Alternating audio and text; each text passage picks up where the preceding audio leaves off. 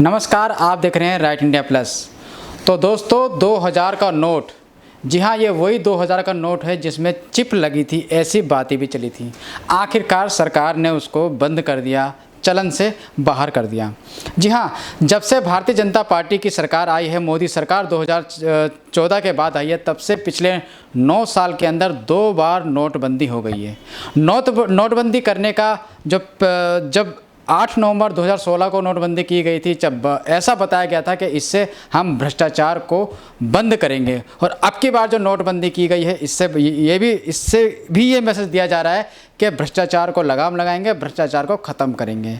तो इन्हीं सब सवालों को लेके आज हम देवली में मौजूद हैं और आज हमारे साथ भारतीय जनता पार्टी के दक्षिणी जिले के जिला मंत्री बलबीर सिंह जी मौजूद हैं। तो बलबीर सिंह जी से बात करें, क्योंकि हालांकि ये ज़िले में महामंत्री हैं, लेकिन ये भारतीय जनता पार्टी के एक पुराने वरिष्ठ नेता भी हैं। तो इनसे बात करेंगे कि आखिरकार सरकार ने 2000 का नोट वापस क्यों लिया, क्या वजह है। क्या जब 2016 में नोटबंदी की गई थी उस समय सच बोला गया था, या अब जो नोटबंदी की गई है अब सच बोला जा रहा है। तो आइए इनसे जानते हैं इनका क्या मानना है, इनका क्या कहना है। सर, सबसे पहले स्वागत आपका राइट। धन्यवाद। देखिए, आपने बताया कि जहाँ तक नोटबंदी की बात है, जब 2000 का नोट सर्कुलेशन में लाए थे तो प्रिंट होना स्टार्ट हुआ था। वो इसलिए किया गया था कि उस टाइम पे पूरा जो 68% 70% जो करेंसी थी उसको बैन किया गया था, और तब करेंसी की बहुत ज़्यादा ज़रूरत थी इकोनॉमी में।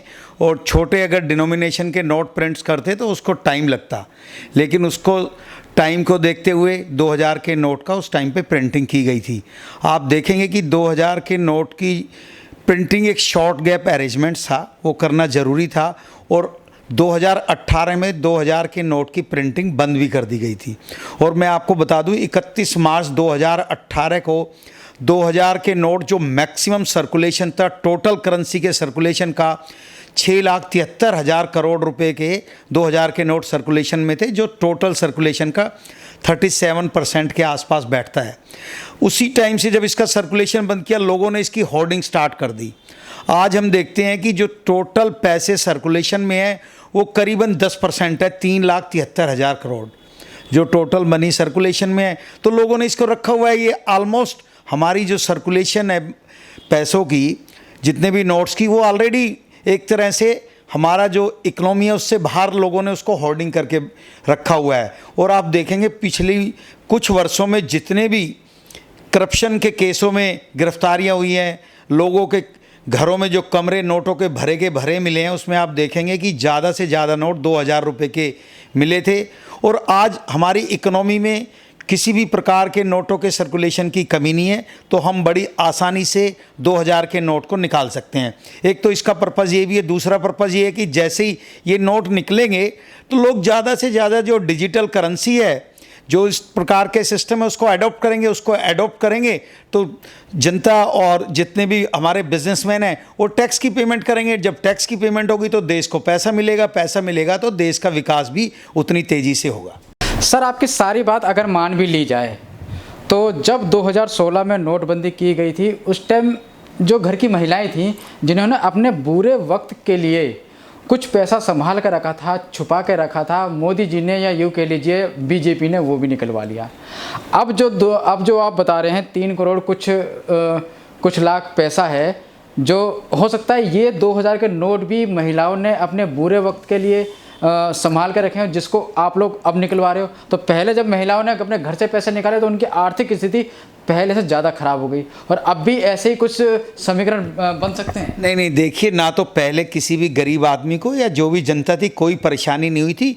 परेशानी हुई थी भ्रष्टाचारियों के, जिन्होंने कई सौ करोड़ रुपए होर्डिंग करके रखे हुए थे। अभी कोई परेशानी वाली बात ही नहीं है। आप बैंक में जाइए, आज ही 20,000 रुपये के नोट को आप एक्सचेंज कर सकते हैं। तो ये कोई नोटबंदी नहीं है, इसको एक टाइम गैप दिया है। देखिए, 5-6 साल जब हो जाते हैं तो करेंसी का उसका जो नोट होते हैं वो पुराने हो जाते हैं, गंदे हो जाते हैं। उनको या तो लगातार कंटिन्यूस प्रिंट होते रहें, अब नए नोट्स तो प्रिंट में आने रहे। देखिए, बैंक्स टाइम टू टाइम जो पुरानी करेंसी होती जाती है उसको निकालती रहती है।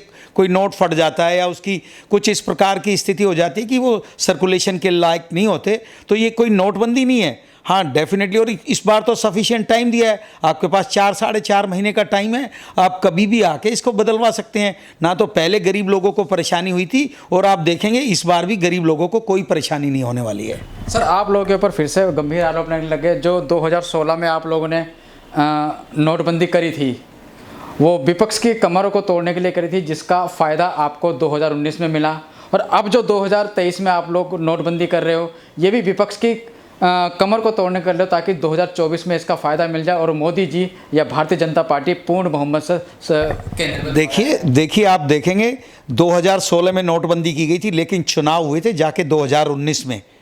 3 साल का पूरा टाइम था, उसके बाद चुनाव हुए 3-3.5 साल बाद, और आज भी अभी 1 साल 1.5 साल है। देखिए इसका चुनाव से उससे कोई लेना देना नहीं है, और इसीलिए आरबीआई ने, जो एक इंडिपेंडेंट एजेंसी है, उसने सर्कुलर जारी किया है कि वो खाली नोटों को निकाल रहे हैं। और टोटल नोट्स हैं कितने, टोटल सर्कुलेशन का 10%, 3,73,000 करोड़।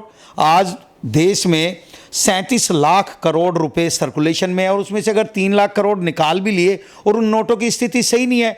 पूरे वर्ल्ड ओवर आप देखेंगे कि जब नोट पुराने हो जाते हैं तो उनको सर्कुलेशन से बाहर कर लिया जाता है, ताकि लोगों को परेशानी ना हो, और ये वही किया गया है। इससे चुनाव से कोई लेना देना नहीं है, और इससे किसी भी वर्ग को किसी भी प्रकार की कोई परेशानी नहीं आने वाली है। सर, बात दिल्ली की करें तो अभी माननीय उच्चतम न्यायालय सुप्रीम कोर्ट ने दिल्ली सरकार को ट्रांसफ़र और पोस्टिंग का अधिकार दिया, जो आप लोगों ने उपराज्यपाल को दिए हुए थे। तो अब आप लोग असंवैधानिक तरीके से अध्यादेश लाकर उस अधिकार को भी वापस ले रहे हैं। इसका मतलब आप सुप्रीम कोर्ट के खिलाफत कर रहे हैं? नहीं, ना तो सुप्रीम कोर्ट की खिलाफत है। देखिए, ये दिल्ली एक बहुत ही सेंसिटिव प्रदेश है। यहाँ पे विदेश सबकी एम्बेसीज़ हैं, यहाँ हर एक राज्य के लोगों को आना जाना होता है, तो यहाँ को विशेष रूप से ध्यान रखते हुए, और जिस प्रकार केजरीवाल साहब शोर मचाते हैं और जिस प्रकार से उनका आचरण और व्यवहार पिछले कुछ वर्षों में रहा है, उसको देखते हुए मजबूरी में केंद्र सरकार को ये उठाना पड़ा। नहीं तो ये वही केजरीवाल है जिसने अपने चीफ सेक्रेटरी को बुला के अपने घर में उसकी मार पिटाई की थी। अगर ये ऑफिसर इसके अधीन कर दिए तो ये उन लोगों पे इतना अनड्यू प्रेशर बना के इस प्रकार के काम करेगा, और इनकी सारी नीति और पॉलिसी टोटल भ्रष्टाचार के लिए ये लगातार ऑफिसरों को भी प्रेरित करते हैं। और आपने पीछे देखा, शराब घोटाला हुआ, अगर इतनी अच्छी पॉलिसी तो इन्होंने क्यों वापस करी? इन्होंने आज तक एक बार नहीं बोले।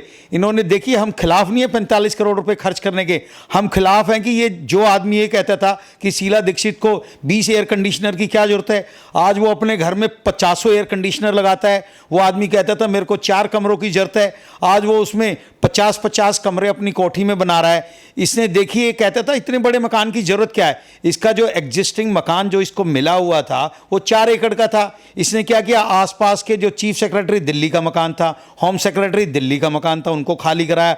इसने वहां पे कुछ और ऑफिसर्स रहते थे, उनके फ्लैट्स को खाली कराया, और उन फ्लैट्स को खाली कराने के बाद दिल्ली के लोगों के टैक्स का पैसा कॉमनवेल्थ गेम में जाके 6-6 करोड़ रुपए का एक फ्लैट खरीद के उनको दिया है। तो आप अंदाज़ा लगा सकते हैं, अगर ऑफिसर्स भी इसके अधीन हो गए तो ये दिल्ली की जो पूरी जनता के पैसे को इस प्रकार लुटा देगा जिसको आप सोच नहीं सकते।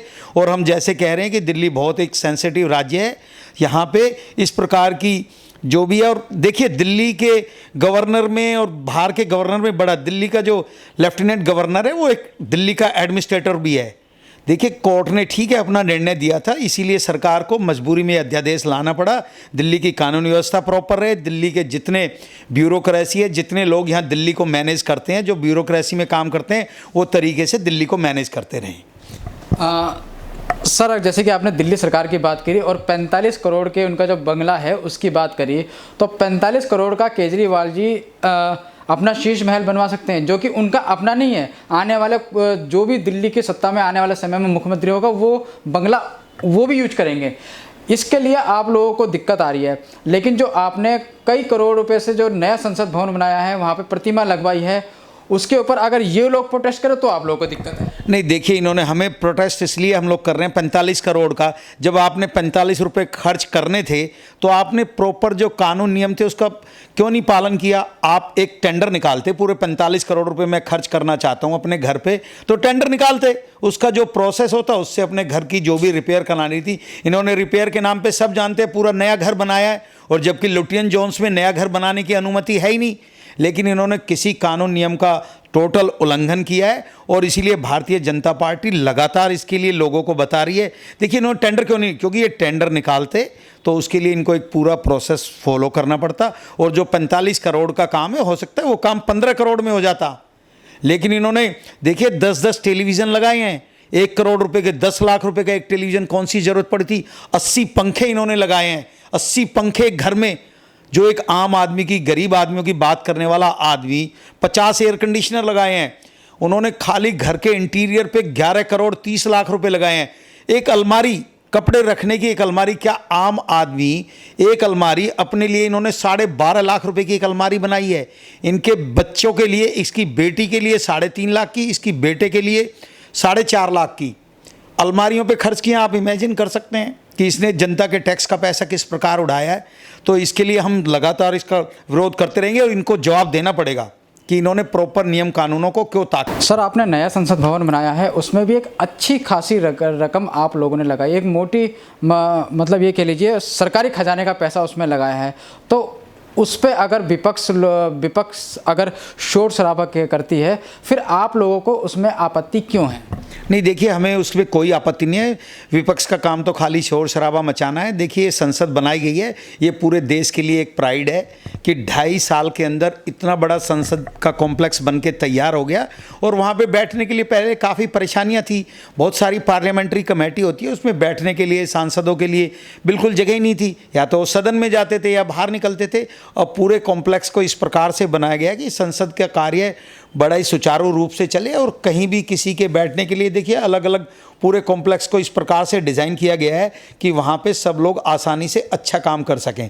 जहाँ तक बात है, देखिए देश की पॉपुलेशन भी बढ़ रही है, हो सकता है आज से 5 साल बाद, 2 साल बाद जब दोबारा से डिलिमिटेशन का काम होगा तो हो सकता है संसद की जो 542 सीटें वो भी बढ़ के ज़्यादा हो जाएं। इसीलिए वहाँ पे स्पेस को आगे की प्लानिंग रख के, आगे का विजन के अनुसार इसका काम किया गया है। और देखिए इसके लिए तो सारी जितनी भी देश की राजनीतिक पार्टियां हैं उनको खुश होना चाहिए। ये एक इतना अच्छा, हम लोग 1925 में संसद बनी थी, उसमें लगातार उसका जो स्पेस था वो छोटा हो गया है। उस टाइम पे हमारे पास कितने हमारे होते थे मेंबर ऑफ पार्लियामेंट्स और आज कितने हैं, तो उसको देखते हुए ये बिल्कुल ठीक है। और सभी पार्टियों को इसको मिलके एक आवाज़ से ये देश की इज्जत का सवाल होता है और उनको इसमें शामिल होना चाहिए। सर, महिला सुरक्षा की बात आप लोग करते हो, 2014 से लगातार महिलाओं की सुरक्षा की बात आप करते हो। और अगर हम बात करें पहलवानों की, जो पहलवान देश की शान है, जो विश्व में अपने खेल के माध्यम से देश का नाम रोशन करता है, अपने परिवार का नाम रोशन करता है और मेडल लेके आता है, और उन्हीं महिलाओं के साथ आज वही महिलाएं आज इंसाफ की गुहार लगा रही है, लेकिन केंद्र में बैठी मोदी सरकार खामोश बैठी हुई है। आखिर क्यों? नहीं, देखिए जैसे ही ये प्रदर्शन पहलवानों ने किया था, पहलवानों के फर्स्ट टाइम डेलीगेशन से जाके हमारे खेल मंत्री अनुराग ठाकुर जी उनसे मिले थे और उसी टाइम से इनकी जांच की प्रक्रिया चल रही है। इसके अगेंस्ट FIR भी दर्ज हो चुके हैं। लेकिन कानून का एक अपना तरीका होता है, उसमें चाहे कोई कितना इन्फ्लुएंशियल आदमी हो, गरीब से गरीब आदमी हो, कानून अपना काम बिल्कुल कर रहा है और पहलवानों को ज़रूर उनका न्याय मिलेगा। लेकिन मैं एक बात पूछना चाहता हूं, अगर ये लोग कह रहे हैं कि पिछले 2 साल 3 साल 4 साल से उनके ऊपर इस प्रकार का अत्याचार हो रहा था, तो उन्होंने उस टाइम पे आवाज़ क्यों नहीं उठाई? आज उनको ऐसी कौन सी मुसीबत, अगर वो 4 साल से उस अत्याचार को झेल रहे हैं या पिछले 2 साल से झेल रहे हैं, तो उनको कानूनी प्रक्रिया का तो पालन करना चाहिए ना। उनके अगेंस्ट FIR हो चुकी है, दिल्ली पुलिस उसके लिए कार्रवाई कर रही है, उनके लिए जांच समिति भी बैठा रही है, जांच कर रही है, तो आने वाले दिनों में उनको न्याय जरूर मिलेगा। लेकिन उन्होंने इस मामले को पूरी तरह से पॉलिटिसाइज कर दिया है। देखिए राजनीतिक लोग आके क्यों आ रहे हैं, राजनीतिक लोग, जब हम लोगों ने पहले, अब आके इसको राजनीतिकरण कर रहे हैं। और जिस प्रकार का व्यवहार, जिस प्रकार ये वहाँ पे बैठे हुए पहलवान दिखा रहे हैं, उससे तो यही प्रतीत होता है कि उन्होंने, अगर उनकी जेन्युइन समस्या थी तो उनको ये करने की ज़रूरत नहीं थी, लेकिन उन्होंने अनड्यू जो प्रेशर डालने की, देखिए सारे राजनीतिक पार्टियाँ फ़ायदा उठाने की कोशिश कर रहे हैं। लेकिन पहलवानों को देश की आन बान और शान होते हैं, उनको समझना चाहिए कि वो देश की जो एक इंटरनेशनल लेवल पे रेपुटेशन बनी है उसको ख़राब ना करें। उनको न्याय ज़रूर मिलेगा, लेकिन वो कानून के अधीन, कानून से बड़ा इस टाइम पे कोई नहीं है और आने वाले समय में उनको ज़रूर इसका वो मिलेगा। लेकिन अब लोग इस प्रकार की पार्टियां आके अनड्यू बेनिफिट्स आ रही हैं, पहलवानों को खुद सोचें, ये कहाँ थी ये पार्टियां, या कहाँ थे पहलवान? अगर इनके पास लगातार अत्याचार हो, इनको पहले भी आना चाहिए था, कोई रिटर्न में कंप्लेंट्स करते, कुछ तो करते। इन्होंने एकदम से धरना प्रदर्शन स्टार्ट कर दिए, जो ये दिखाता है कि ये सारा जो मामला है ये राजनीति से प्रेरित है।